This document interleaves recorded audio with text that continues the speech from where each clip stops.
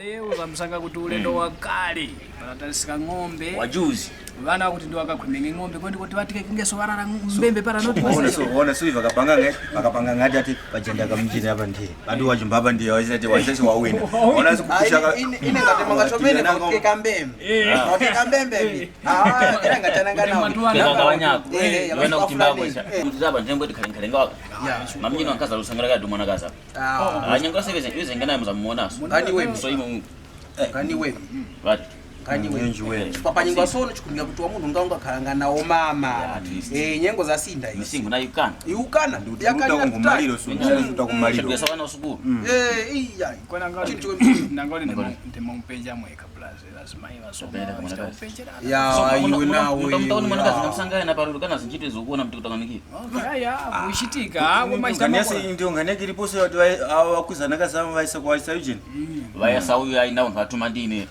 soka uyu angazaki mpaka ngamsangira chibekete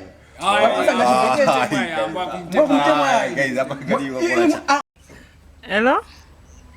Mwatenge mwanakazi waisa kumchemeskerani mwanakazi vanchemeskera sha wasangika kukaya kwa nkazi kwa chigude so izingena ya nkazi kuna utauni ona tizamuona pepapo vauchemeskerana munguma yakari imakakira livyo chungwa divisi foto walikutumia ni kumuona sakuta baba Facebook hivi nyengo zake kumbeka pa foto mafoto ya kubaisikana munguma HD sono kumpanga muri zoom ngati ngofulu yako wabdoko nati abu ushitika ave ni chika kutemba na usa vaimbasa hapa ndiwo so yeah nakanosa hello nkazi Mwakola? Tapo mwambu? Simakola. Taonga. Kwa chigude kuli uli? Kuli makola. Wati tu? Ya. Ya inaonga shomeni. Ize nayo na? Mulungu sana? Nya. Ya infadiwe mshomeni. Ya itam. So nize nayo mwanakazi? Hapo ndeza nayo kushedwa suta na nyengo yaye. Tarindira vyalema nikale bara mai. Okay, ambo nguza nayo. Nadi pa nini sana unafanya hivyo ngoma changu. Nadi pa. Alongosi aloni. Mbomba. Mapulika magazi mbomba ikize. Ngati zayone. Kaka wakusushika njewe mgimbako. Kwenda koba. Makwera. Nakoba, haina koba Angaza makorwa. haina koba. Haina koba. Wadi? Ni shakesi ndio tena so. Ya. Ngani wewe michicho kwa pesa. Ndizi tuone tuka kujimbu. Ya, mashita makorwa. Odi. Ni mwangazi. Ndine. Ndeza ngaza wanwa. Kusheza na nenda. Ya. Tampokerera.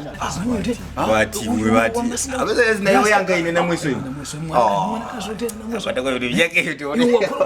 Uone ndeni mwanakazi ndeni. Ekandanga tukabikisike pafupi. Hapa ngani apara lero. Para tikatauzike pera. Angaza. Mwafika pera. Huko walendo. Guys, walendo tofika. Munira. Yewe mura. Bani koja samura. Yewe angasi. Kwa mura. Iyo tampokerani walendo. Angaza. Adumbani pera nakwenda ndi mtu wa muno walendo wa umwe kuchi mwambu.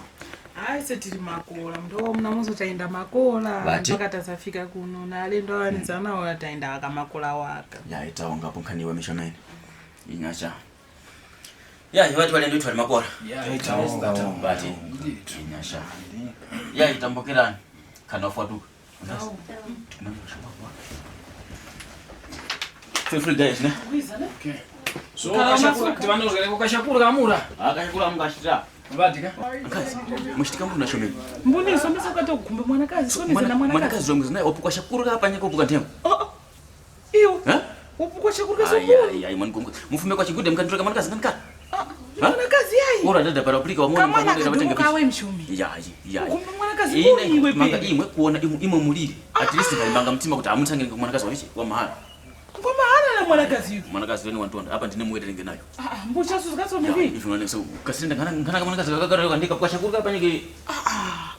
So kanparira ine kuti ukumba kali. Mkuru oro mdogo kanparira. Mama mkaona mwaliri. Imwe mkiona mulire bazilongo simkaona mwalire. Uzamfida weka, uzamfida. Yule waza mtutua. Angazi. Uzamfida.